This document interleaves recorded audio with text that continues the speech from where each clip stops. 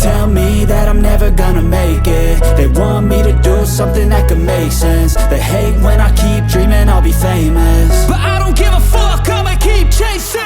I got all this potential that's deep inside of me, but they hate when you're successful cause they try to be. They sit there being judgmental because you're trying things, and they just want you to settle and do the right thing. So get a good job, don't slack off. Wake up every morning, make a good impression on your boss. Don't do anything that I wouldn't do, and when you're making money, make sure you don't spend it too soon.